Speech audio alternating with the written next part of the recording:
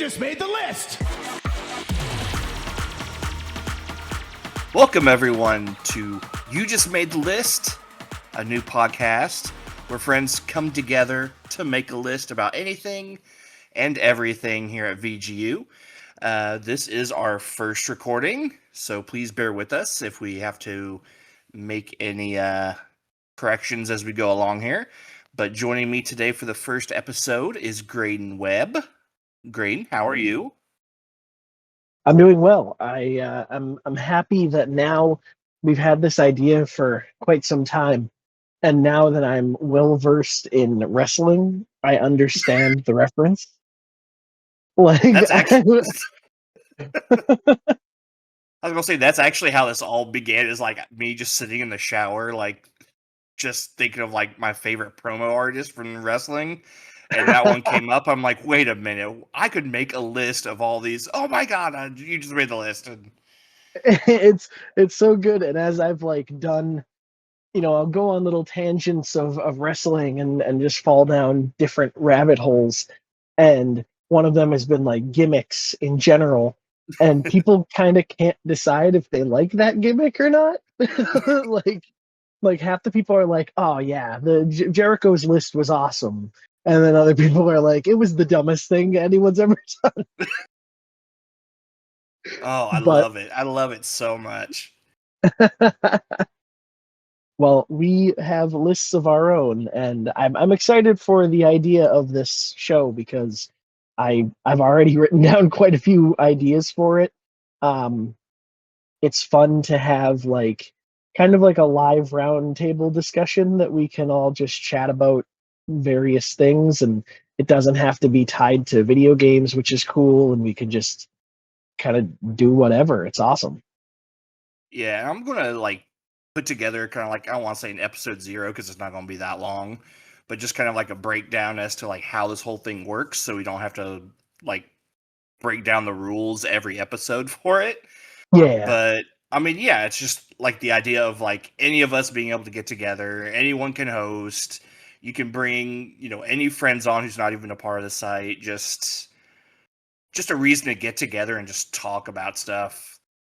And I don't know, I just kind of like the idea, especially with like a round table and game of the year sort of format. I just think it'd be a lot of fun. So yeah, I thought it would be interesting if we could try it. I love it. I'm excited for the inevitable book club conversation where we just chat about young adult fiction. Yeah. Get some, what was it, Magic Treehouse? God, wait. Oh, God. You're bringing me back. Speaking of lost episodes. I was gonna say, I think back in my day, it was like Wayside Story from Wayside School or something like that. You have Boxcar Children or whatever. I remember that. I never Babysitter's read Club. them, but Babysitter's Club, the Hardy Boys. I was always more of a Goosebumps and Animorphs kid. Mm-hmm. Hell yeah. Well, that's for our book discussion. For book make the list. But today's list, we are doing something different. And Gray, this was actually your idea. Do you want to kind of introduce it? Yeah, we're a little late on it. We had some trouble scheduling and stuff, but we wanted to make sure that we did something for Pride, something Pride related, because we have some queer writers of our own or people on the staff, and we're all allies here of some kind, and so we wanted to do something, and I had the idea of best queer representation in games. So it was kind of a vague ask of the people involved with the list, but we were like, what are good games that either have good representations of relationships or lifestyle of queer people, and just show that in the medium of video games specifically. So we gathered things up, and there's kind of no rhyme or reason to our lists, but today we're trying to do. I believe our plan is we have about four each, and then we're gonna kind of come up with one of them, and then I guess to kind of intro into it, we did have a lost episode where Alan was on it for a bit of time, and they had some choices as well, and were able to talk about their first pick, which was Fallout, and kind of the Fallout series in general, but I think it was mainly about New Vegas. Um, so I'm going to include here at the top of the show Alan's pick being Fallout. And then I guess when that is done, we will come back to Josh and myself and we'll add our picks. So enjoy the beautiful voice of Alan Muir. I'll start off with the easy one because everyone talks about it. The way that the depiction of queer individuals in Fallout New Vegas. It's not something how Obsidian took a more they took a more mature approach to the entire concept in Fallout New Vegas, like when compared to Fallout 3. In Fallout 3, there was a perk called Lady Killer, and that was mainly that perk was basically like you're a ladies' man, and that was just it's pretty much just stop there. But New Vegas like full on pushes further with the whole thing. With like in both the main characters or no the protagonist and various characters of the series, or not the series, the game. So Arcade Gannon, the way that he is represented, not his entire identity, nor something brought up. It's just how he is. That's all. And honestly, the most heartbreaking one in the entire game, Christine Royce and Veronica Santangelo, portrayed respectively by technically Christine has two voice actresses, Veronica Belmont and Laura Bailey. Yeah, and Veronica is voiced by Felicia Day. And as well as that, like as well as those characters, there are two perks in game that let you play that basically give you the ability to role play a queer character better than just almost every game I've played. There's still a couple that the best one you're better off playing is honestly New Vegas because 3 is no, I'm not gonna go on a whole tirade about Fallout 3 and 4. I've done that enough. But that is my. I'm just happy that Fallout New Vegas is the first of my picks. Yay, Alan. Thank you. I was gonna say I could have tried to say something, but I have no idea what all they said. So I was like, I mean, as someone who's never played a Fallout, it was interesting. I always like Alan's Fallout tangents because Alan oh can talk yeah, about Fallout for days. Um, yeah, they but love some Fallout. yeah, and I had nothing to add, and I was just like, well, sounds like they're pretty great games. But I'll let you take the lead on the first one because I have to go quickly do an aforementioned thing that I will be muting myself for, and I will Okay, be here in spirit for your pick. alrighty. So I guess the first one I will do is Mother 3. Specifically, the ones that are in there are the Magypsies, who are the magic folk, who are kind of like gender fluid drag queens of the game. And they're kind of like these protectors of the island that are there to kind of guard these needles from being pulled out to awaken the dark dragon. And it's like they don't like they play a huge role without being like main characters in it. They've essentially adopted one of the main characters you play with. Again, they're guardians of the whole thing. But it seems like really crazy that I want to say this was because they were originally supposed to be part of Earthbound 64, and then when it moved over to the Game Boy Advance, like in the mid 2000s, the idea of these like drag queens essentially is what they look like.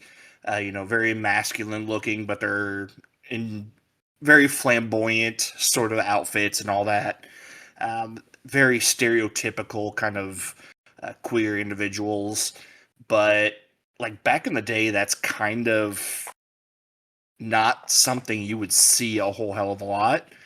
And I know a lot of people thought they were problematic for the community, but I kind of like scoured the interwebs just to see like the general position of it, and it seems they're well regarded within the LGBTQ community as to what they represent. So I thought they would be a good fit here. The name itself could probably use a little bit of a correction since it does kind of have a slur with I think it's a Romanian Yeah, group, that is strange because it's like, oh, we have good representation of these people, but like they never would have expected that would ever be a problem, but here we are.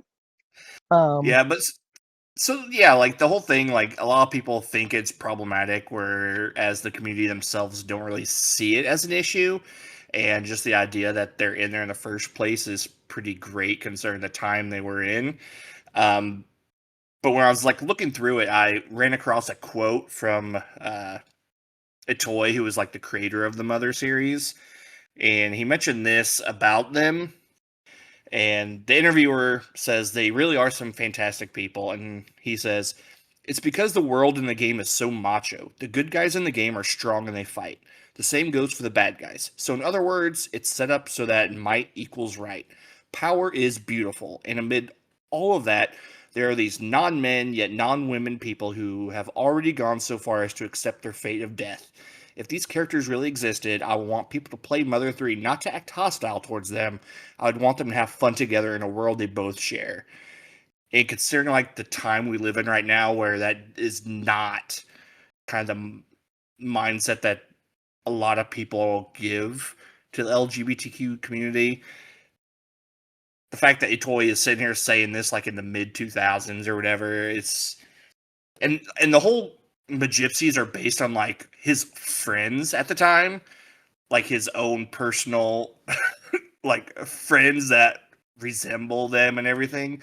I don't know. I just think it's really cool that this Nintendo game from the mid 2000s have this representation of a group of people that don't normally see that, especially in Japan, of all places, where I feel like that's even more kind of not something you would typically see. Yeah, that is very interesting how progressive that was for the time, and to kind of draw from experience is very neat. Yeah, I don't think he really touched on too much of that kind of stuff in the previous games. Like I know in the second game, like it's kind of hinted at that there might be some like gay interest between two kids, but it's never really like focused on. Whereas here, it's like right front and center. Like you're not gonna overlook it. It's a thing, and you just got to accept that these people exist in this world, and ideally you'll like them. And they're very likable characters in the game too. I feel like with that series, I mean, people have wanted a new Earthbound for ages, but I feel like because you're dealing with like schools stuff, if they made a new one, they would try to include a lot more like Oh yeah. LGBT representation, which would probably piss a lot of people off because it deals with kids and then they get all pissy about it. But Yeah.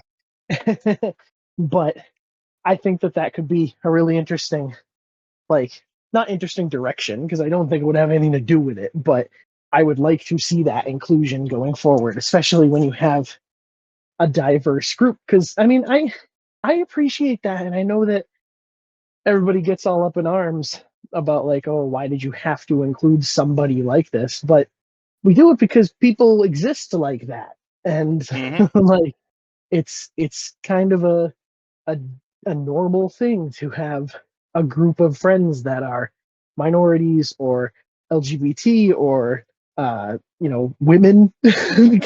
Can you believe a God woman in this forbid. group? God forbid.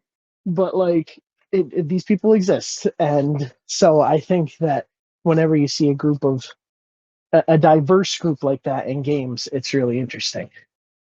And I like that, especially in that time, they said we're going to include these people in this game and not make them like awful villainous people. Hmm. So that's good. I like that. I like that choice a lot. Should I include my first pick? Yeah, I think you are good to go for number, I guess it's 3. Okay. Um, I will preface the majority of these games, well, half of them, I haven't played in a while. I really just kind of looked at my favorite games lists and then I was like, yeah, that has some good stuff in there. And I just mentioned it. So like they're dear to me and I remember them in that regard, but I'm a little foggy on some details. Yeah, I'm not gonna But lie, I kind of did something similar. yeah. Like, it's been about 10 years since I last played this game, but I know I really liked it a lot.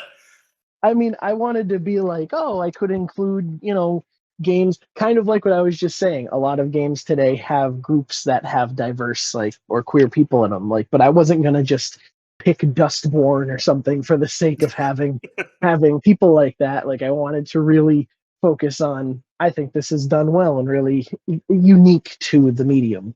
So, my first pick kind of felt like a given in terms of queer games, but it's Tell Me Why, which is Oh, mhm. a Don't Nod game from a while ago.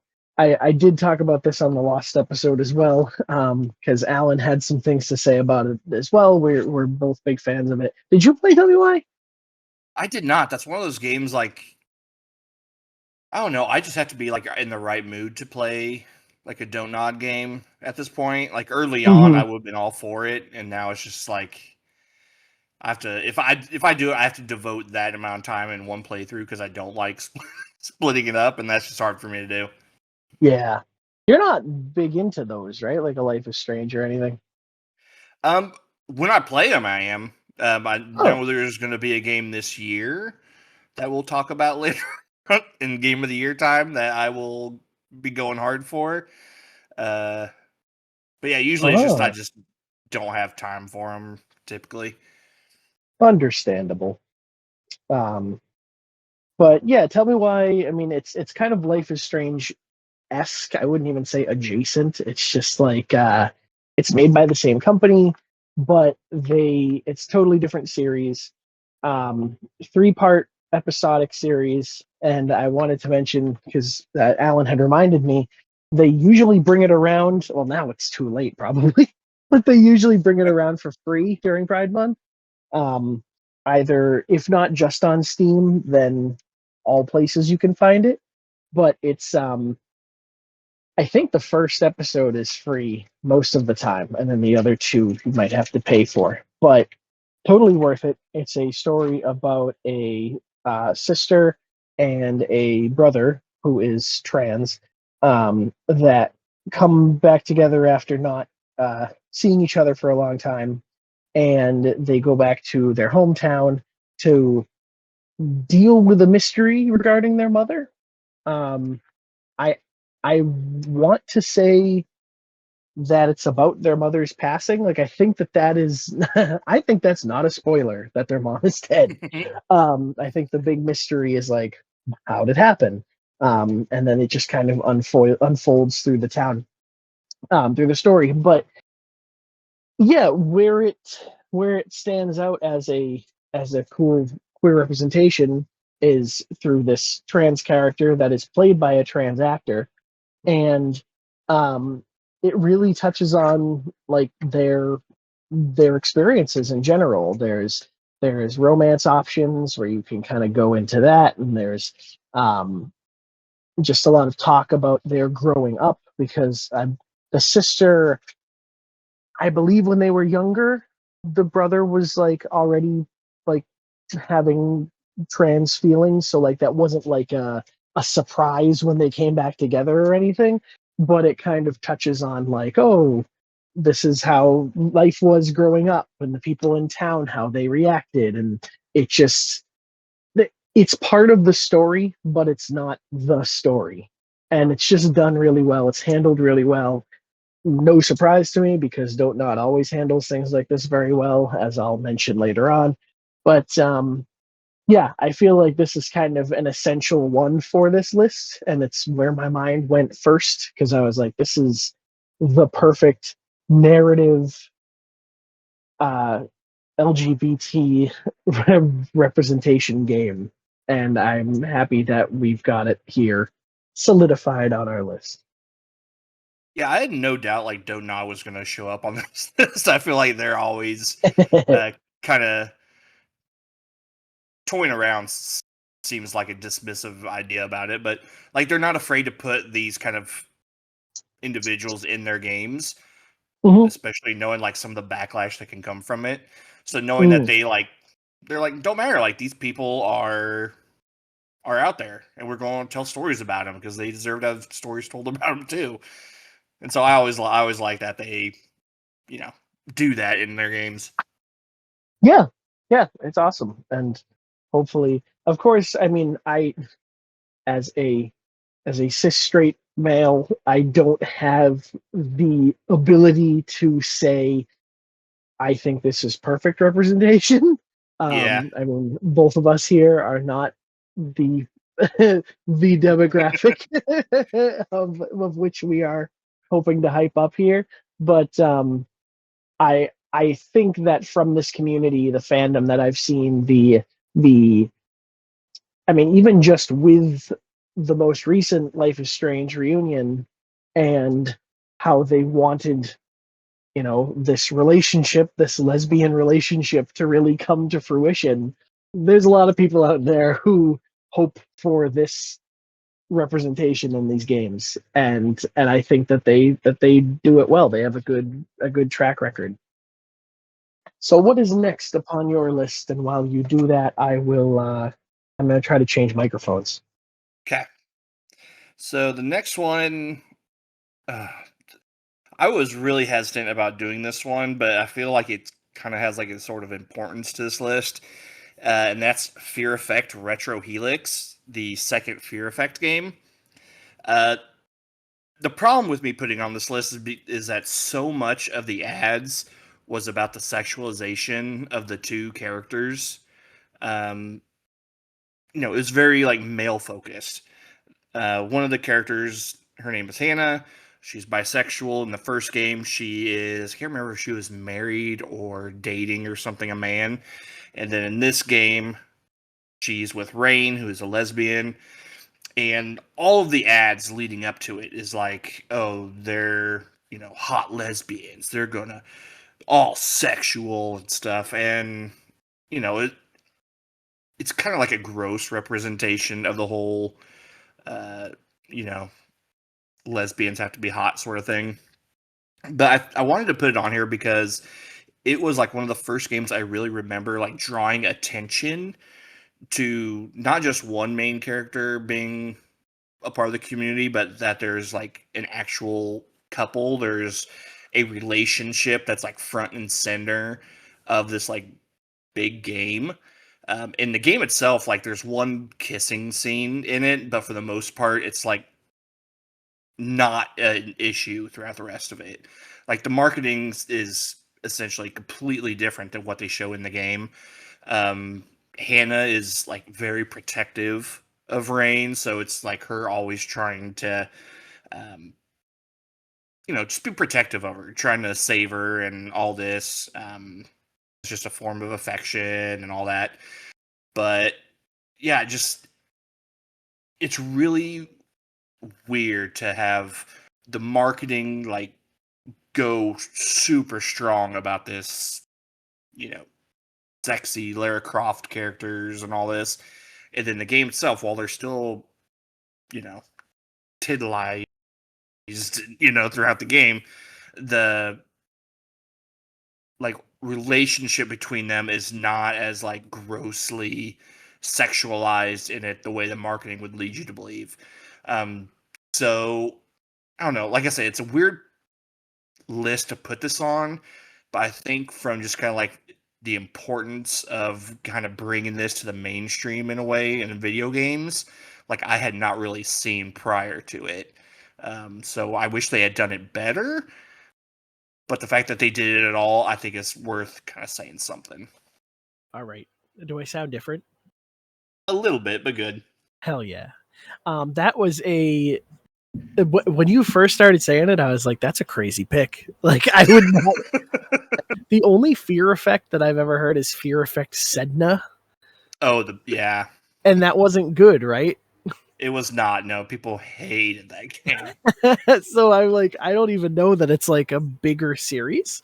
But when was that from? Like, around what year? Oh God, it was on the PS1, so I would have said maybe around 2000, 99, 2000 maybe. Okay, that's crazy. Well, yeah, like all the ads were just like, oh, here's two women, a whole bunch of cleavage. They're kind of like hanging all over each other.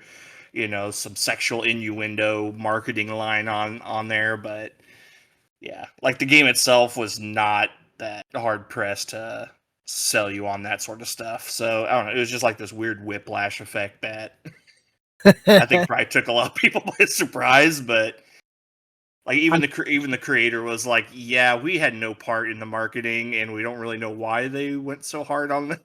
But well, I can picture like X-Play like hyping that up or something like. Yeah. Like a G4 show just being like, haha, girls kissing. Yep. Everything was like that then.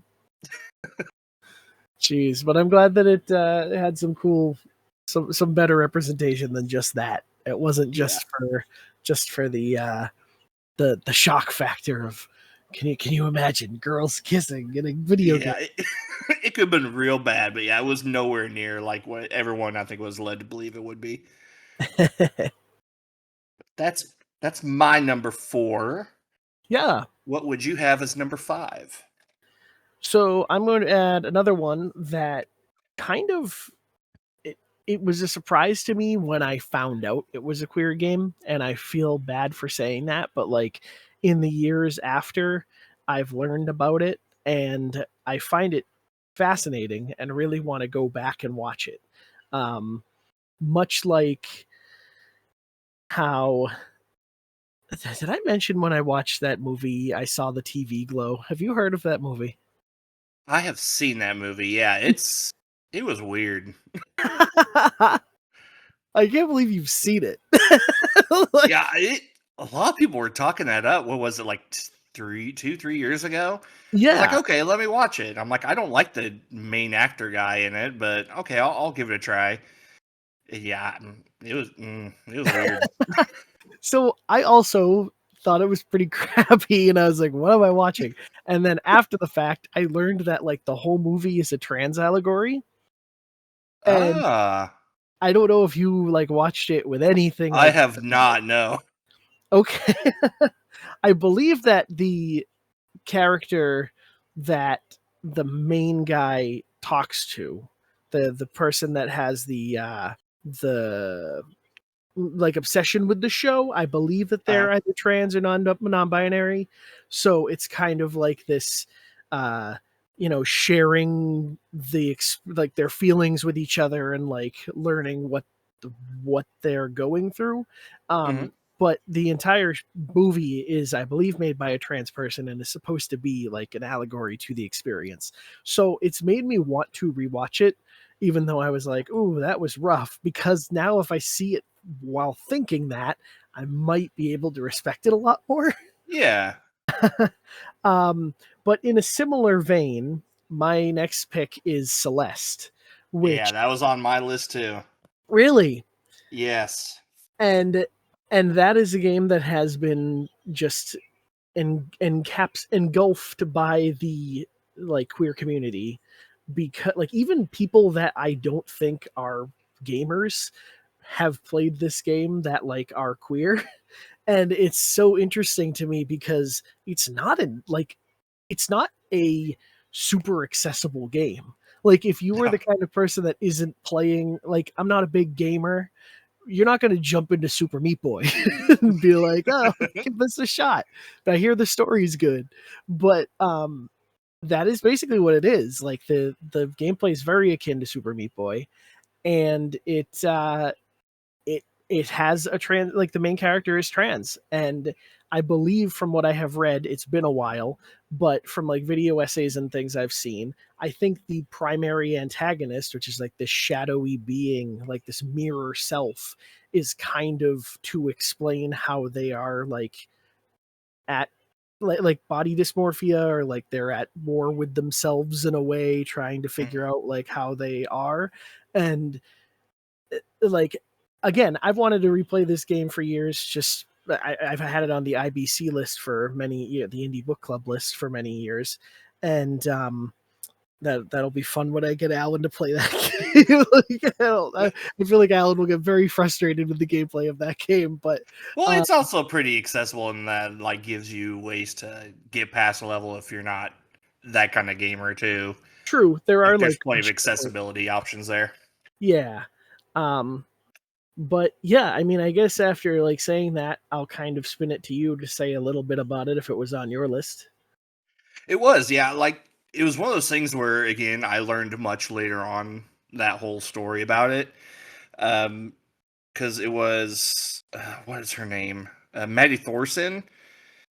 And like the whole thing was like as she was writing the story is kind of like her um, anxiety and self doubt, all the feelings that she was having at that point, um, as she was like coming to acknowledging that she was trans, and just like all that being funneled into the story and like the inner struggle with oneself. Uh, it's just I want to say like didn't a lot of this stuff like get hinted at in the main story, then like all the DLC like really confirmed it. Probably. I don't know honestly if I played the DLC. Yeah, So I didn't why? either. I remember I know there was like I had seen an image of her in her bedroom and there was like the a trans flag. There was a photo of her and her mother, but like little Madeline was it looked like a boy. I think there were like oh, what's the term? Estrogen meds were like on a table too, and so Oh, like all just like putting a stamp on it, like yes, she is trans. I think it was confirmed that she ends up dating Theo's sister in it as well. Um, and then you could even see the change with the developer too, because I think the original studio name was like Matt Makes Games or something like that, and then that ended up changing to Maddie Makes Games once you know, really? yeah. Oh, that's So very cool. yeah, so there's just like a lot of cool stuff, like not only within the game, but also with the developer themselves. And I want to say the composer of the music is a part of the community too. I can't remember uh, what they identify as, but yeah, just like all the stuff about this game that kind of like you said, you just want to go back and play it and see if you can like see all the things you missed the first time that reference everything. Yeah, the composer's also trans. I looked up Celeste composer, and the first result was not paid, which doesn't bode Uh well. oh. But I won't speak to that. Well, that's really neat. That's I don't know. I love any kind of game that can be seen as like a memoir that isn't necessarily one. Like it's just, oh, I wanted to put this into my experience. I mean, hell, I like memoir games anyway. Like the biggest one that comes to mind is Venba.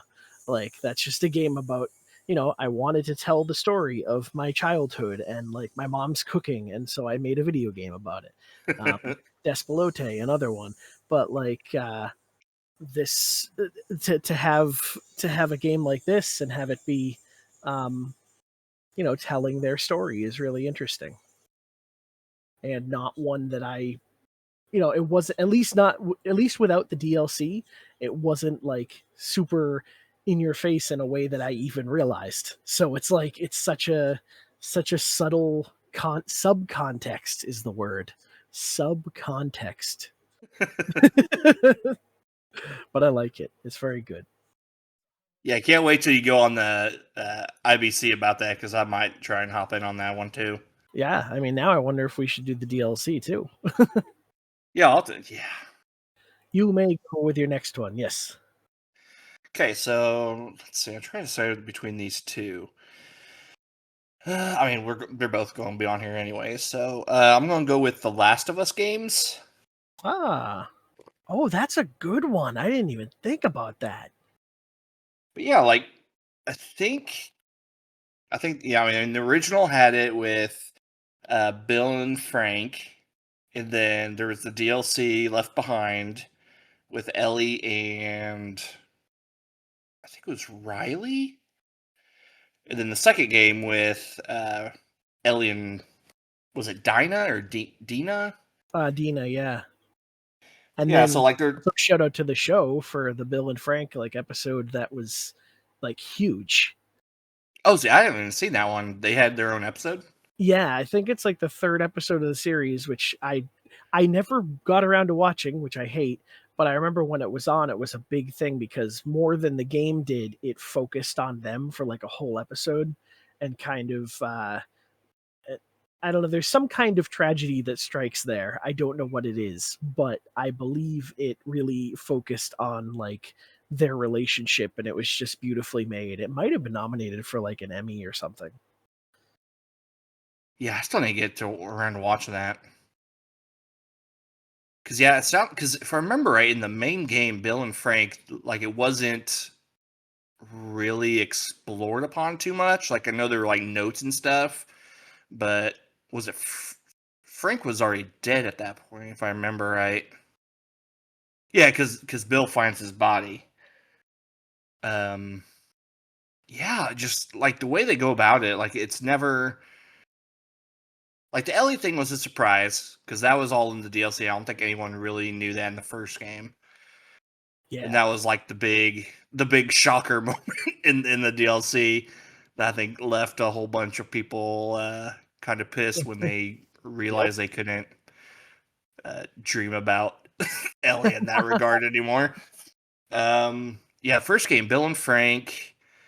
I did see something about it that the original actor of Bill, like, I guess the way that it was written, like there wasn't a whole lot of like character there necessarily.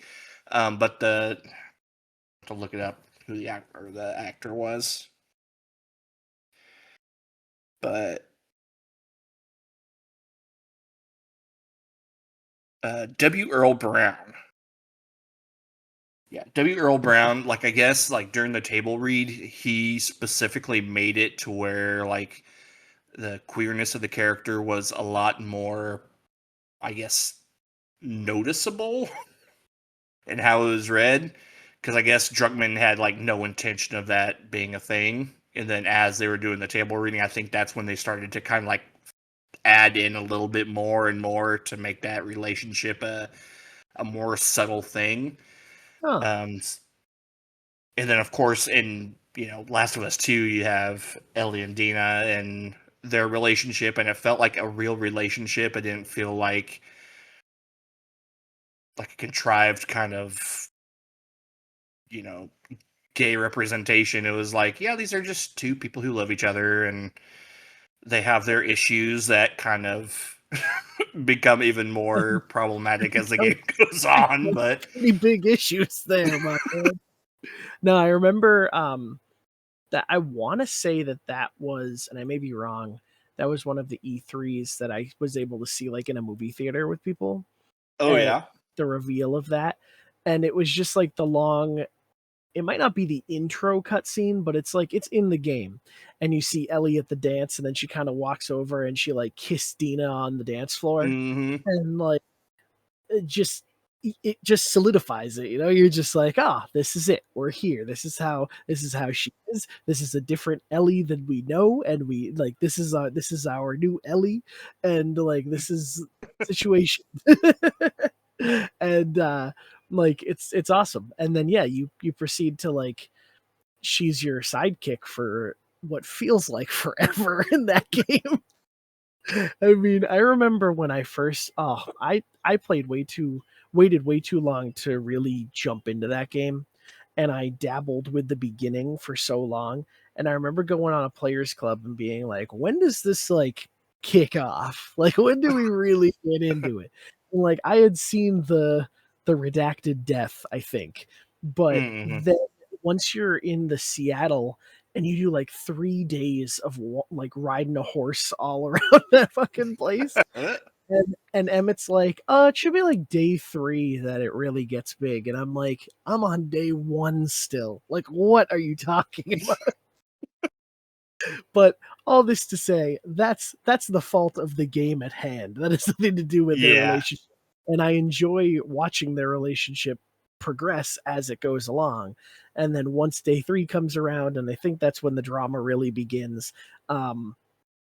it's always kind of there. And it's interesting because that game is like defined by the part Ellie, part Abby, and all of Ellie's story really revolves around the drama of their relationship there, of her and Dina. Mm-hmm. So it's always there. It's a big part of the game, and it's again done really well. I also like the idea that this is like one of Sony's tentpole games. You know, it's like one of the biggest games in the industry, and you have a lead LGBTQ character, you know, front and center. And it's Yeah, like it didn't matter. The game was still huge. Went off, you know, had its own series on, you know, HBO, and I know we're going to get a part 3 at some point, more than likely. And yeah, the fact that it's like this big thing in the industry, led by a character like Ellie, I think is really awesome. yeah. And I mean that's if you're gonna like the big thing is to put that to put queer representation front and center in a way that's like you we're here literally we're here, get used to it. And Yeah. you see a lot of it in like indie games, and people just think, oh well, that's the smaller things, it's not no one cares about those. And then it's like, this is, I mean, we kind of thought we might get something with that Uncharted DLC with the 2 girls. I think there was Oh like yeah. some like, thought there. and then there was like, nope, they're not doing it. And then Naughty Dog goes and does this, and it's like, no, you're doing it. And then it looks like in the new one there might be like a non-binary character or something in Hmm. that Prophet game that they're working on. I forget what it's called, Neon Prophet or something. You know Yeah, what I I'm can't talking remember. I feel like it's been forever since it was shown. about? If we ever see that game, then there might be more representation in it. But yeah, it's cool that like one of your flagship franchises has a gay character. Like it's really cool to see that. Yeah, the stuff can't be normalized if people don't start normalizing it in the first place. Yeah, we gotta make Master Chief gay. Yeah, let's do it. That's all I ask. Well, should I jump to what is it, 7? Number 6? 7. Okay. Um, so I just brushed up on my knowledge so that I could be sure that I was right. But um, my next pick is one of my favorite games ever, Gone Home. Damn it. Is that on yours? That was on mine too. Oh, no, we're gonna have to think of more.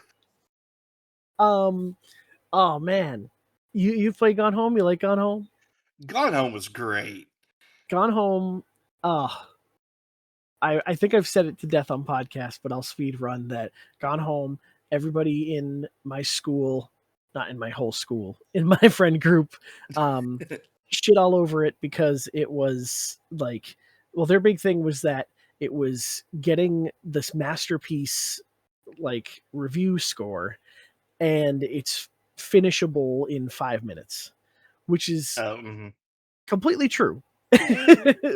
But for someone who had never really given any walking sim, like this, I think was my first real like walking sim type game, and I I was homesick one day, and I had my mom's shitty laptop, and the thing like just stuttered all over the place, and I was like, well, we had a cracked version of Gone Home.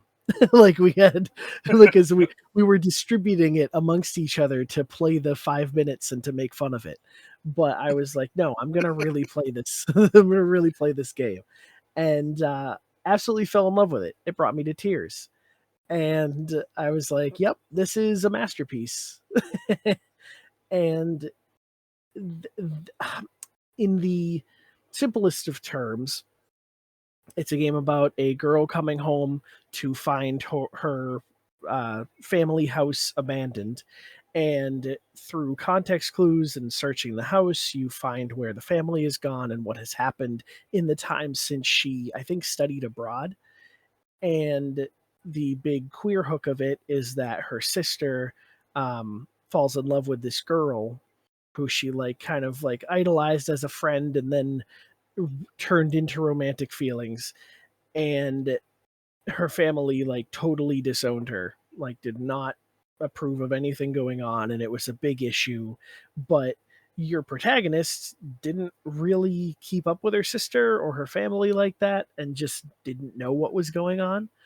And then by the end of it, I guess spoilers, but you just kind of find that the sister ran away with this girl.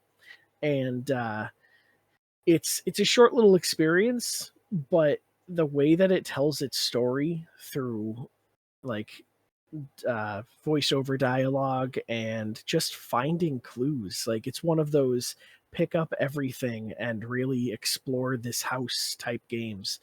And it's I found it super fun to play. And you're mapping out this story through your own, you can totally miss stuff and obviously beat it in 5 minutes, or you can let yourself experience this whole game. And I just found it to be this beautiful story. Yeah, I remember because at that time when the game came out, it was only on PC and I had no way to play it. But Mhm. everyone talked so highly about the game. So I knew with like this, with the twist or whatever it was, the big reveal at the end and all that. And so when I finally did get to play it, I was like, okay, let me just see what this game is.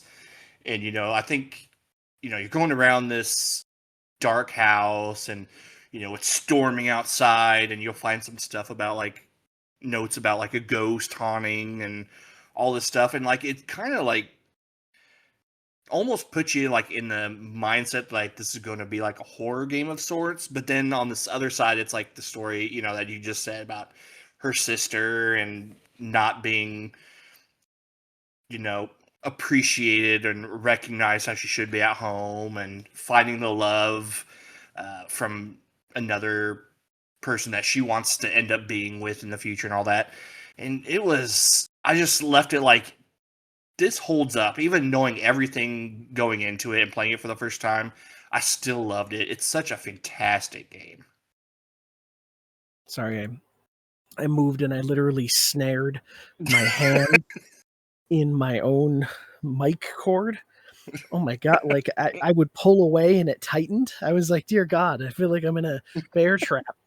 Um but yeah, no, it's funny, like I hold that game in such a high regard for what it is that I completely always forget that there is uh, that like psych out of it being a horror game. Like it's you really do think you're going into like this Resident Evil mansion and you're gonna find stuff, and there's one infamous jump scare in it Oh, that that like makes you think, oh, they knew, they were fully aware of the fact that they had you entranced by the sense and ambiance of the world. But um Yeah, it's just so great in its environmental storytelling. It really is. I feel like because that's the same studio that ended up doing. Is it What Remains of Edith Finch? No, they did Is that a different studio? Okay. they did Tacoma after this, Oh, which that's right. Yes. is the space game that's also a great narrative story. And then they did I don't think they did a third game because this was Fulbright and they had some really rough studio drama that made them kind of fall apart. Oh, And then I believe the reason I liked Wanderstop so much was because ex Fulbright people worked on it. mm.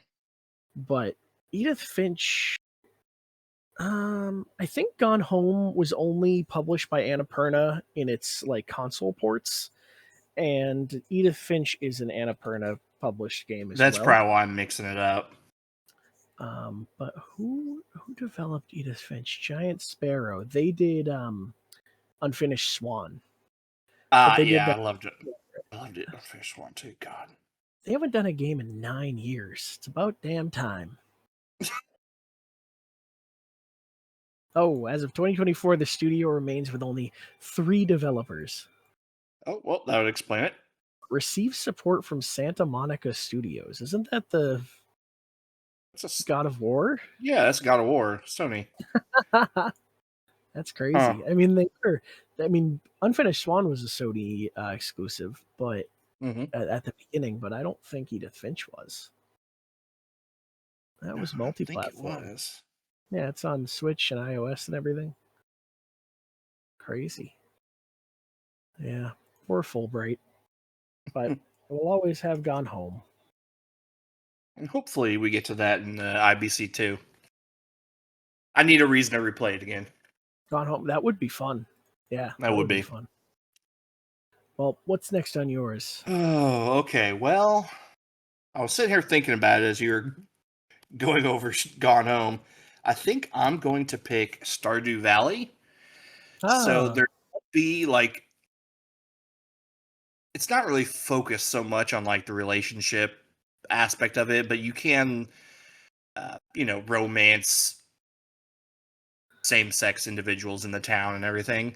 But the thing I like about Stardew Valley is that you basically can marry them, you can have kids with them, you essentially have a family that you can start in the game. And so like whereas the story itself in most of these games is like kind of told to you, you can basically do your own stories here.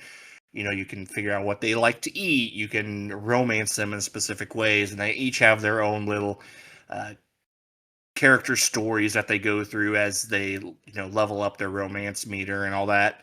And so just the idea that they like have a game that just like it fully encapsulates kind of what is just like the simulation of like having your own home and a farm and living in a small town, and it doesn't like restrict you from having the romance and love options there. Kind of similar to what they do in like so many like major RPGs where there is still like a romance option, but this isn't just like a sex thing. This is like, hey, you're gonna come home, we're gonna be a family sort of thing. And I like that like extra extension of like, a relationship, and go home, you can kiss them before bed, and maybe they'll fix you like dinner or something. Just I don't know, it just feels more kind of like a wholesome romance option for the LGBTQ. It doesn't matter like if you're straight or queer or whatever. It just feels more wholesome and just real than so many other games offer. And that you get to actually like play through the whole thing as opposed to just kind of like, I don't know, just say nice things to them, and eventually they'll want to get in bed with you. And yeah. And having never played it myself but have watched people play it, is it one of those things where you can like all of a sudden just be like, I'm gonna go now be with this guy, or is there like a full on like you are now my partner for this playthrough type thing? You could technically divorce that person and get with somebody else. There is like this kind of funny thing where I've never had it happen, so you have to try and remember what I saw online about it. But basically, there is something where like if you romance multiple people, that there can be a scene where they all get together in like one thing and surprise you, and they're like, "Oh, so see you've been around," or, just kind of like make mention that like you're You get like called we out know. on Yeah. you get called out on sleeping around. That's crazy. And we saw you fucking that swamp thing that lives in the sewers. We looked through the bars. We know that you fucked the swamp thing. Because can't you? There's a monster, right? That lives there and you can marry him. I can't remember if you can. Again, I have not tried it. I'm very set in my ways. I am a penny guy all the way. But yeah, there are different creatures in the game that you might be able to romance. Like, listen, brother, I don't know. Penny's got my heart and I belong to She's her. the nice girl next door. I just love her. But no, That's like, awesome. yeah, like even if in the same sex marriage options, you have the ability to like adopt a baby and stuff. So even like that option is there that you don't really see too often in games. And I don't know, I just love like just the different options that they give you in Stardew Valley. Huh. Yeah, another game I mean that's one probably out of all the ones we've talked about that I respect the hell out of. I probably will never play it because it's just not. I don't love life sims like that. Is that what they call them? Like the farming type games.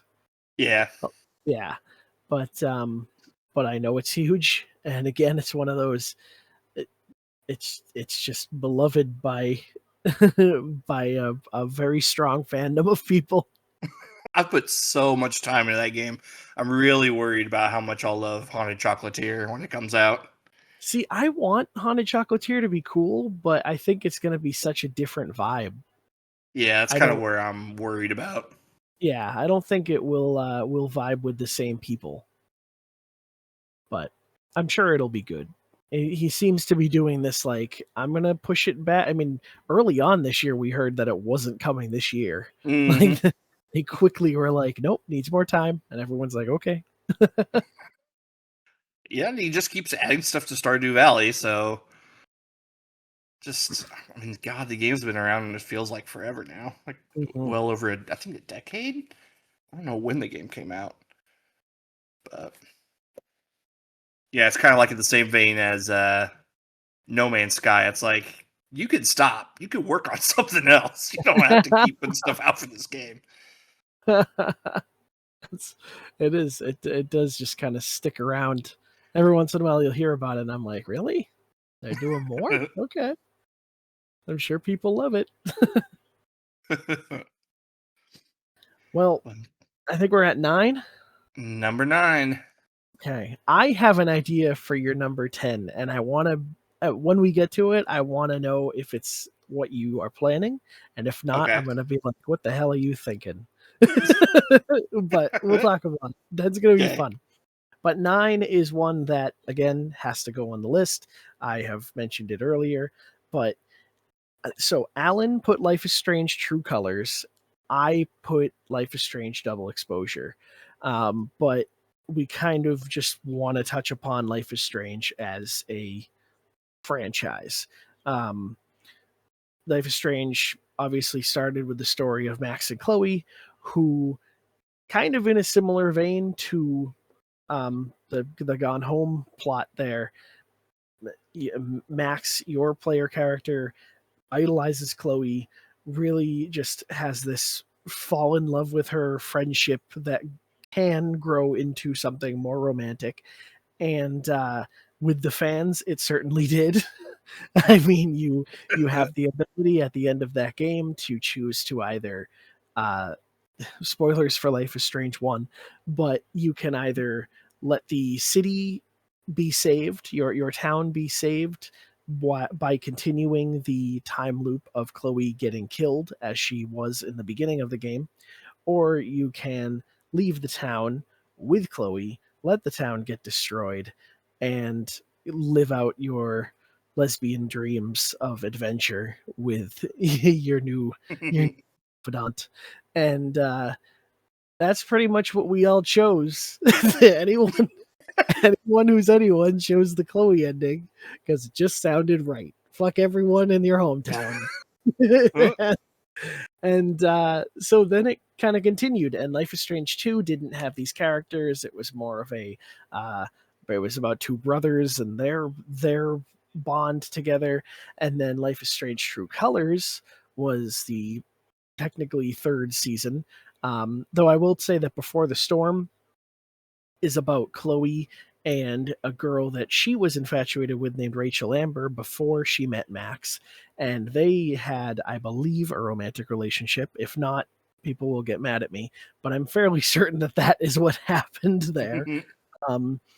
And yeah, True Colors, I don't entirely know why Alan put it there, and I wish that I had Alan's conversation concepts of why they had it.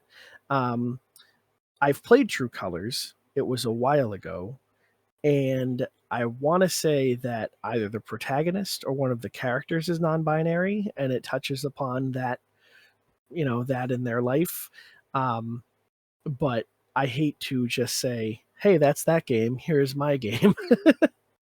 But Double Exposure, a game that a lot of people skipped out on, a lot of people were very upset about because, in so many words, Max is now grown up. She and Chloe have had a falling out, whether it's that she is dead or that they broke up. It kind of touches upon that, but it's more like, hey, Chloe's not in this game. She existed, but she doesn't anymore. And now you have these new characters who, again, you can have romantic feelings for. I mean, it's if you are on the timeline of Double Exposure and Reunion, as I am, and continuing to stick with Life is Strange, the relationship that you can have with Amanda, who is the bartender in town, is one of the greatest things I've ever seen in a video game. Like, I think it's just the way that it plays out, the way that they're like flirting that turns into something more is just, it's so like naturally works, and it just like it's just such a great story. And unfortunately it doesn't always work out. And then Reunion came along, and Chloe returned, and now you have this other romantic option again. Do you wish to even let her back into your life? Do you wish to become a couple again? And it's always, I mean, I know that I've talked about how this this franchise really just exists from a romantic standpoint. That is not the whole point of the game. But it is always there. It's always a thing, and I think that that's really why like this community has taken it under their wing, because it's a coming of age story. It goes from high school into adulthood over the years, and it really just follows along with those feelings of feeling a type of way about a person, and it's just like really well made. But the biggest reason that I had Double Exposure on there is because of a character named Gwen that they brought into this series as just a brand new character, a teacher at the school that Max works at, a trans person played by a trans person, undoubtedly the greatest character in the whole game. Like the character arc that they have is just so interesting, and the ways that like the mystery goes with them, and the choices that you can make that leads to the endings that you can have with them. um I just, it's hard to explain it to someone who hasn't played it. But I think I nominated them as a best character in our game of the year discussion. And so like you can go and listen to when it was a lot fresher in my mind, um, that episode. If not, we might have put them in our top three. But yeah, having that character there as like the icing on the cake of Life is Strange being a great like queer franchise, I I just thought it was fantastically done, and it rivaled the representation in Tell Me Why of like, oh, this is the shit that this person goes through, and this is like the, you know, the people, their coworkers not liking them as much, and people having problems with the way that they live, and like it's really fascinating to have that story be put into a video game that is narrative heavy and you play it out. So I can never give enough kudos to Double Exposure. I've been wanting to write an article since I played Reunion about how I think that you should pick one or the other. Like, Reunion does not feel like a worthy follow up to Double Exposure. I think if you want to have an ending to Max's story, you should pick one or the other. Reunion feels like a fan fiction ending. And personally, it kind of ruined the storyline that we were on track for with Double Exposure.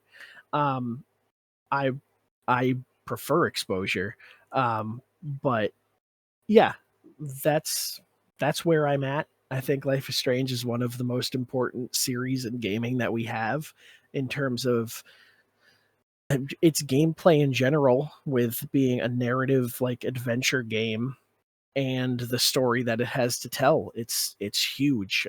Going to gaming conventions and seeing, through merchandise, through art, through cosplay, through just the way that people talk about these games, like it touched so many people, and I think that it deserves to be on this list as just one of the bastions of queer gaming.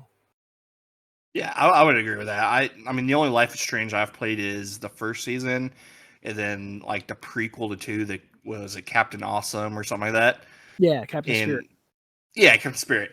And like I'm still aware of like all the representation throughout the series, and I think that's really awesome that they've kind of stuck by that. But I feel like the Life is Strange series like kind of took the torch from Telltale when they were starting to flounder, and they're just like, no, we got this. Like you figure out what you guys are doing, and we'll just take it from there. And they've just continued to put out solid games. It almost felt like yearly, but I don't think it is. Um, Double Exposure, I need to get to that because, like I said, I did play Max's story in the first one, so Mhm. I would love to see kind of like where that all finishes up.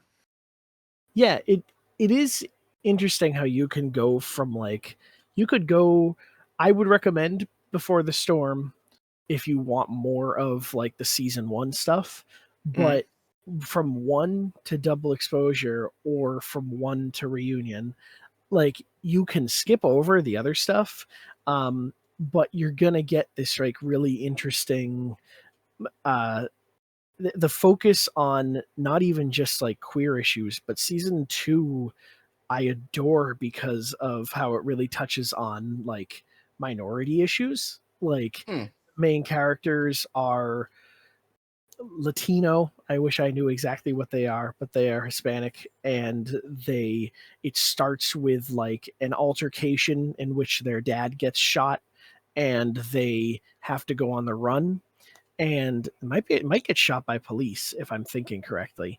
And so that kind of kicks things off, and like there's just a lot of um just focus on their, like how they're treated by strangers, how they're welcomed by strangers, like just kids on the run that have come together like because they are just strays in general, and like the just this sense of community with being outcasts.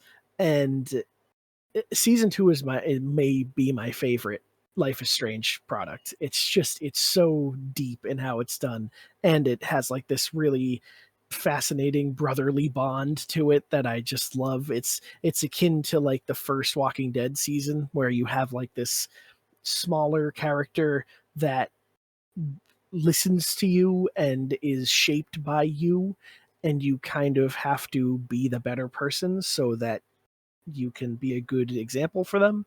Um, just really cool in how that's done. And I mean, you go through all of it. There's autistic characters in Life is Strange. There's, like I said, non-binary characters. There's all different types of people. There's, it's just so diverse. And it touches on mental health, it touches on self-harm, it touches on abuse. There's so many things in that franchise that are the dark parts of life, but they're real. And that can be tough for people, because to a lot of people video games are escapism, and we don't want to be living out harsh realities. But I think that the characters are so well made that you can really appreciate what it's trying to tell you, and see it through their eyes. And it's been very eye-opening playing Life is Strange games. I really need to get around just playing all of them, just like bite the bullet and just do it. Especially since every year I feel like it's on our game of the year list somewhere. Yeah, I mean, I kicked Reunion around this year. I'm like, I don't know, it's not getting the Game of the Year nomination, but I mean, it's not awful. It's just I think it exists for certain people that wanted certain things to happen, and I don't know if I'm that person. Do you think But you would have liked it more if Double Exposure didn't come out? absolutely. Hmm. Yeah. If I was given this game instead of Double Exposure, I would have honestly maybe been like, "Oh, look, Chloe's back. Oh, everybody's here. Oh, the people that should be here." But I mean, which is weird because Reunion does rely on knowing stuff from Double Exposure. That's what stinks, is you do Huh. have to like know the story, but it does a recap at the beginning so much that you could just skip it. I think it should, if you're gonna do Reunion, you should just skip Double Exposure, because those characters and the character arcs frankly don't carry over well enough that you feel like your choices meant anything. Jeez. So it's really rough to say that, but hopefully I will at some point get around to writing out my feelings on all of that. But hey, what is pick number 10? Number 10. Well, I'm curious what you think should go here. Well, I think knowing knowing about queer people online, I think that Undertale should show up on this list. Okay, I could see that. So let me tell you the cheat that I had that I don't know if you'd be down for. But it was basically just games with creative characters. Not necessarily like anything to do with the story itself. It was just the idea of creative characters in games where you could pick their identity. That's Um, good. Supportive character creation. yeah, in a way that, like, yes, this, like, trying to fully embrace like who a person is. And the thing that kind of made me start thinking of that way was, ironically enough, South Park: The Fractured But Whole, because it Bro, allows you to pick a transgender character. we mentioned this briefly in the last episode. Oh, did you? Yeah, like it's such a good that I like more your idea of like, touching on the idea in general, but I think that Fractured Butthole did really damn good with it, because you have the ability to be totally non-binary, right?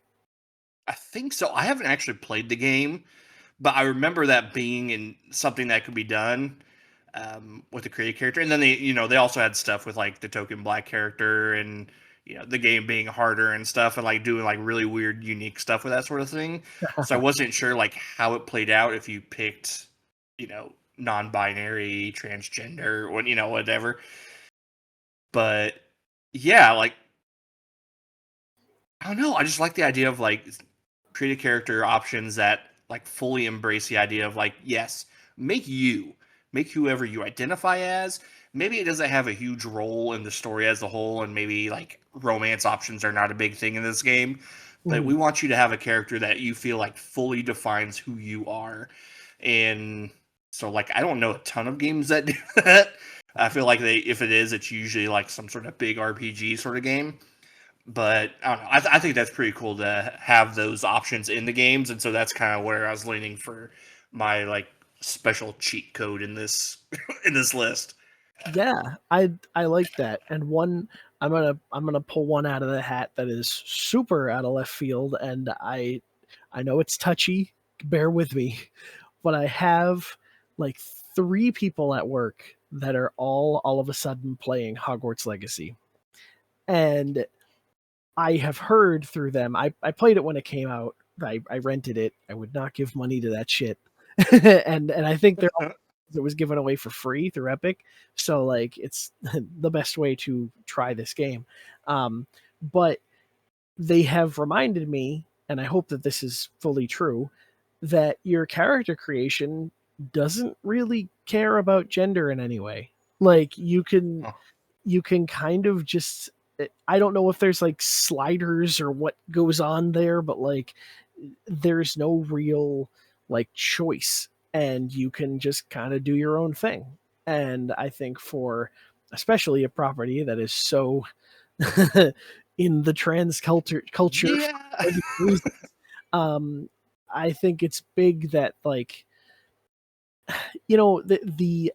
the studio of that game and the developers of that game, there was a lot of pushback, a lot of blowback about just making more Harry Potter content. Yeah.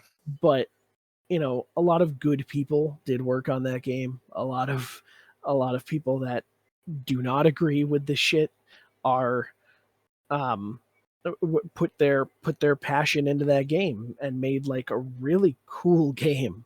Um and so I think that having things like that that feel like subtle fuck yous to uh, problematic peoples is really cool. It's just a nice little touch to have there. Yeah, I totally forgot about that in Hogwarts. But yeah, that dev they had it rough because I'm sure they got pushback from both sides, not just like the fans and the idea of that they're involved with that property, but then from probably the creator themselves, like very much not wanting them to do that. You're making money, like just shut up and sit down. Mm-hmm. Like, but she will not. But yeah, in general, it's a great thing to be able to make.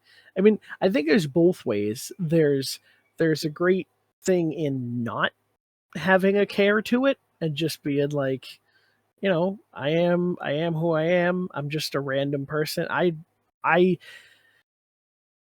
as a as a man, I have always enjoyed when a game has you play as a woman because it's Yep. just like, you know what, fuck it, we're playing this game. A game's a game, and I don't think that. I mean, we've been doing this since Tomb Raider and probably earlier. Like, yeah, you're playing as a woman. That's it. Tomb Raider's a bad example because she was over sexualized to make people like us play it. But Yeah. that's not my point. Um, but like, yeah, you Perfect Dark. We'll use Perfect Dark. um, but then there's also like, oh no, this is heavily customizable. You can be whatever the hell you want to be. You can spend all this time making you, and even just things like I have a masculine like looking character, but I can use a feminine voice for it. Like that's a cool thing. That's a Yeah. cool progressive thing that we can do in games now, Mhm. and it's just all neat. So I really like that you pointing that out. Yeah, I think it's just something that like we as straight, cisgender men kind of take advantage. I don't want to say take advantage of, but uh, I'm blanking on the term, but just like it's so normal for us to be able to go in there and just play as someone who best represents us. Yeah. That's easy to forget. Like there are people out there that aren't like us. That it's not just women. It's you know people of different races, people of different identities, and being able to like go into a Mass Effect game, and I love to play as like an ideal version of myself.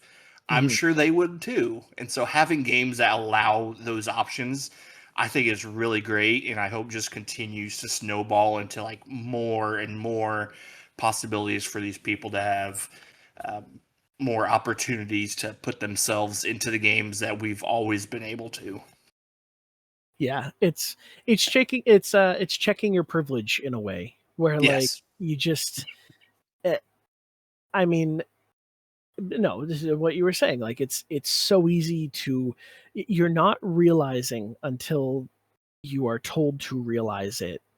And for lack of a better word, being woke on this issue where like, oh, you're right, there aren't a lot of girls in games, or there aren't like queer people in this game, and people will shit on it because, oh no, your Fear Effect characters are kissing, oh god.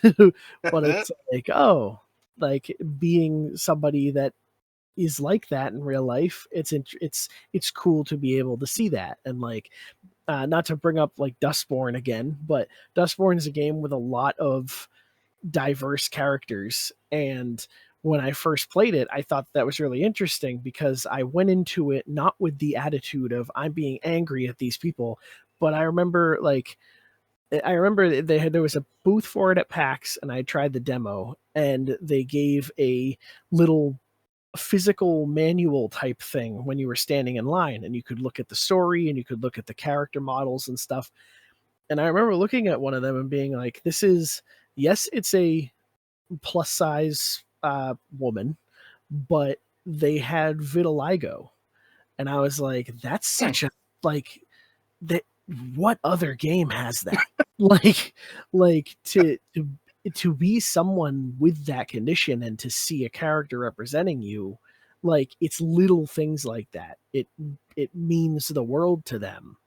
And it it's the whole issue we had when like Princess and the Frog came out. People were all pissed about it. It's like, yeah, but to be a little black girl and see finally a princess that is like you, like Hmm. these little things that change everything. And then you grow up with that thing. And I mean, having been the age just about of the characters of Life is Strange when that game came out, like there's probably people my age that grew up with those games, and they learned like more about themselves because of these characters that lived like them. And that's so cool to see that games can be that media for them as well. And I don't know. It always comes back to, I hate that people are mad about shit like this. Like what? Yeah. I can't fathom being a person that is mad about shit like this because who gives a fuck? Why are you mad that things aren't the way you want to be when there are people so happy things are finally the way they want to be? And Exactly.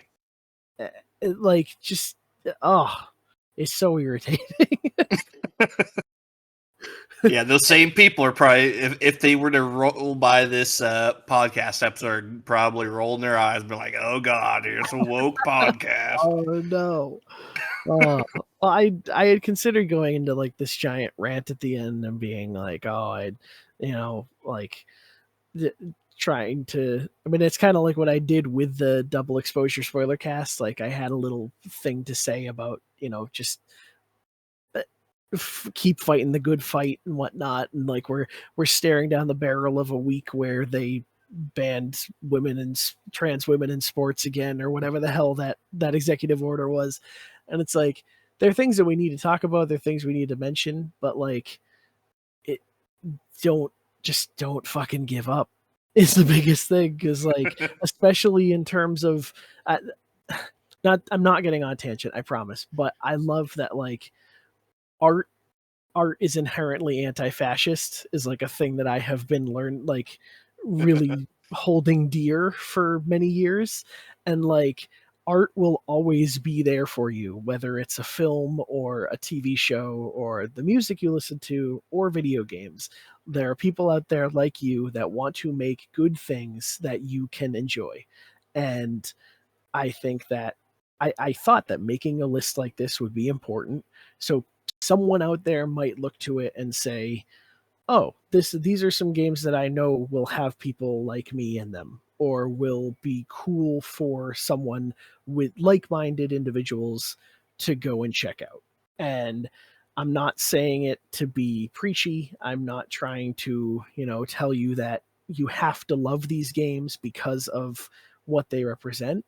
But I mean, frankly, if the list is making you upset, we don't want you here. we're VGU has always been staunchly left leaning, and we're not afraid to say that. So like, yeah, fuck it. We have a cool list of cool games that we wanted to talk about, made by cool people for cool people, and and I hope that's what we did here today. I like to think so. I know you really wanted to push it for like Pride Month, but in all honesty, like I'm totally fine with this coming out any time of the year because they deserve recognition and acknowledgement any time of year, not just once, in a month in particular. Yeah. And so, yeah, I hope we continue to draw attention to games like this and, movements to help communities like this because, they live with us. They deserve the same luxuries and happiness and rights and all of that sort of stuff. And I hate the idea that people like continually push back on people who are just trying to live their life and are just a little different. Just choose to love somebody who isn't who you think they should love based on what they identify as or what body parts you may share or not share. And it's gross. Just mind your business. Let these people be treated like everybody else. And yeah, I listen to so much like political YouTube channels and stuff, and I just get my blood just boils listening to like people call in and like just regurgitate the nastiest, vile, just opinions and stuff, and just makes me mad that these people exist, even when they can't like back up anything that they believe with any sort of like evidence or rationale or anything logic. It's so infuriating. Yeah. I mean, without like getting into it all crazy, like it's just like, especially with this side of arguments that people on the wrong side have, a lot of it boils down to religion. A lot of it boils down Yep. to bringing, and quite frankly, you're never going to change their minds. Like this is a movement that keeps going. It has kept going since I forget when Stonewall was, but like the 70s, maybe 60s, really when it really came out the gate. Um, and like it keeps going. It doesn't. This train doesn't stop moving, and you just you wait until these people aren't around anymore, and and you will still be there. I don't want to say we will still be there, but as an ally, we'll still be there. Um, and so it just sucks. I mean, the biggest thing you like I said, you can't argue, you can't really change minds. But I think what's interesting is, especially with video games, like you are put in the perspective of these of people like this, and I think that's like the most uh, adjacent way to really learn about these experiences, especially when there's something like a Celeste, which is like, this is my story. I'm really mirroring my experience, and now you can play it in a way, and you can see through the eyes of a video game the things that I've gone through and the things I've experienced. and like it's more immersive than even a movie or a documentary about gay people or whatever. Like you're getting it. I think the video games are so cool in that way. So if you have ever wanted to be more understanding of issues like this and be a better LGBTQ plus ally, perhaps check out games that we have put on this list because that there's a lot of great stories to tell. Plus, like other consoles and the consoles storefronts have lots of different like sales and things for queer gaming, queer voices in gaming, whether it's the developers themselves or the stories of the games. Like, not to shout out Xbox at this point in time for anything, but they had a big Pride sale going on, and it was full of games that I didn't even think would be there. Like, one of Alan's picks was Borderlands 3, I think, or maybe Borderlands in general. And I was like surprised, but all the Borderlands are on sale. And it was like, oh, okay. I guess that is I don't totally know why because I haven't played them, but I guess there's some good representation in there. And um, yeah, it's just these things are out there. These pieces of art are out there because someone knows that they're important and made them and got their story out there. And that's the best way to be a part of things and to protest. That's good too.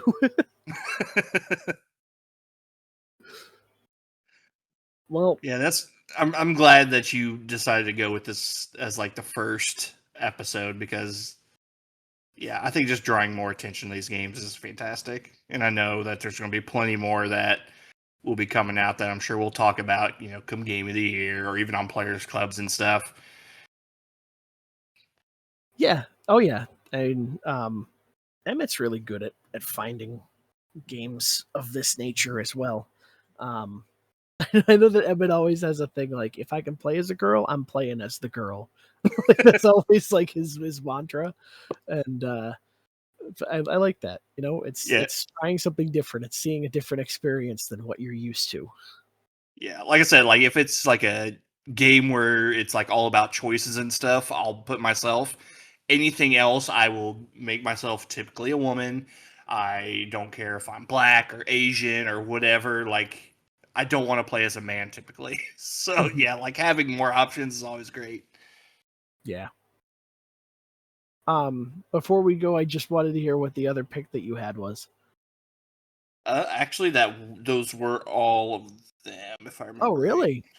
Yep. Yeah, because you stole two of mine, and Celeste had gone home. True. Yeah. No, that worked out Yeah. well. So Stardew, I just kind of like was one that I did not have on the list, and I just kind of came up as you were talking about it, gone home. Nice. Yeah, my only other pick that I kind of had was Assassin's Creed Black Flag. And like it was only because I really like how they handled the Mary Reed character. Did you play Black Flag? I did. It's been a long time though. I And don't so remember it very well. I looked up Mary Reed to see if she was trans, and she's not. Like, it's just like, so I was like, oh, then you're not really like a queer person. I'm not going to talk about you on the list. But what I liked about it was she dressed up as a man to be taken more seriously amongst like this man-driven pirate community. And Edward, your main character, like always saw through that and really saw her as the woman that she was. And like I thought it was kind of a trans thing. And then I was like, oh no, it's not. Like I looked it up for historical accuracy and like no.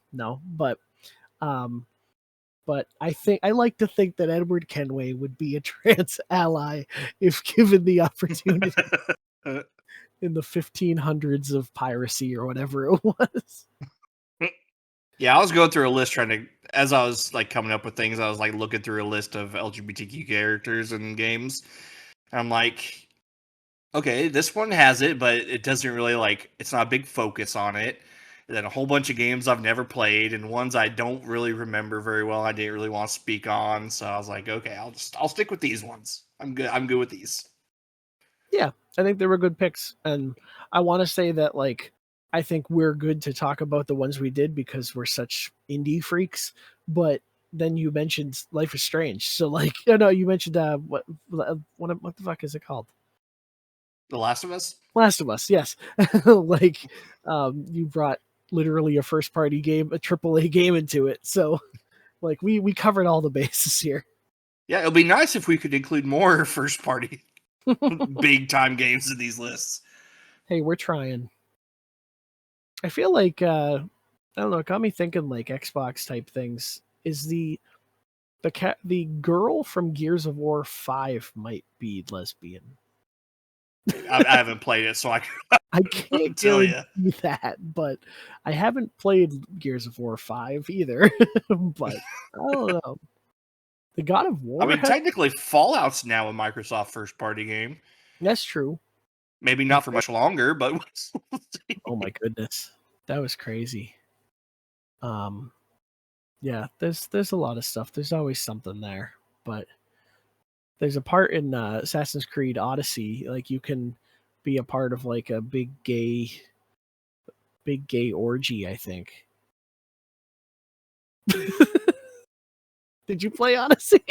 I have not. No. This part might get cut, but I think there's definitely like there's characters you come across and like you'll do no pun intended, where you'll have like side missions. I don't want you to cut this now. After that pun, it has to stay.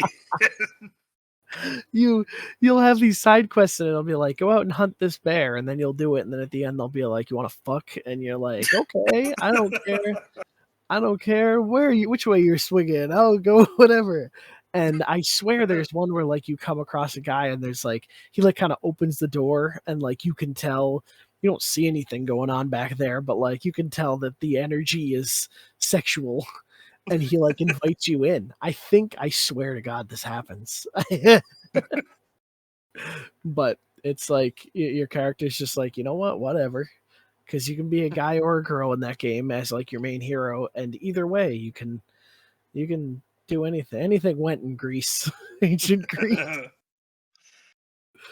God, get us out of here, Josh. I don't even know how to go from there. Do we end it with like an audio clip of him going, "You just made the list." We might have to do that. But okay, so let's at least go over the list because I wasn't marking them down as we went through them. So number 1, we had Fallout, the Fallout series, but specifically New Vegas from the sounds of it. Mhm. Number 2 was Mother 3. Tell Me Why. Fear Effect 2 Retro Helix. Number 5 was Celeste. Then the Last of Us series. Gone Home. Stardew Valley at 8. The Life is Strange series, Double Exposure in particular, for 9. And then 10 was the create a character that fully represents who you are to round out our list. You just made the list. I love it. I'm pretty happy with that list. Yeah, it feels like it covers a bit of everything. I'm happy with that. A little bit of everything, a little bit of multiple kind of eras And genres. Yeah. Yeah, that's great. Little FPS, little life sim. Why not? Everything's there. Happy Pride, everyone. Yep, and that's not even touching on games like The Sims and whatnot that I'm sure a lot of that could fit into also. Yeah. Yeah, anything where you can just kind of do whatever. It's all there. It's out there. Well, I guess I'll take us home, and I don't know what my sign off or anything would be for this, but I was gonna say thanks for listening. Like, subscribe. I don't know what people do nowadays with podcasts.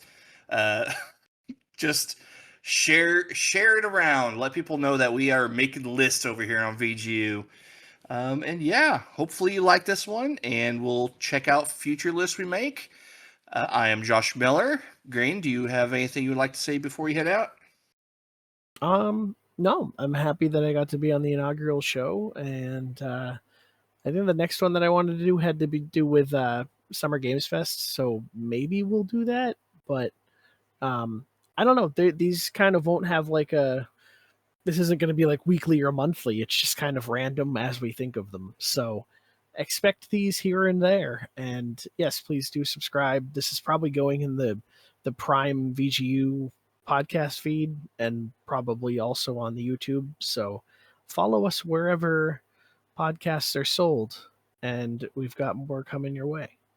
Yeah, and I think if we can get enough of these under our belt, maybe we can put this as like its own separate feed on the pod, like on podcasts. Yeah. But we'll see. It could be a case where we just never find time to do this one either, but we'll see. God, don't set us up for failure like that. I just tried to set my expectations a little bit lower than I probably should. That says more about me than anything else. You're like, I will not be on another one ever again. Well, with that, I hope you all take care, and goodbye. Bye-bye. You just made the list!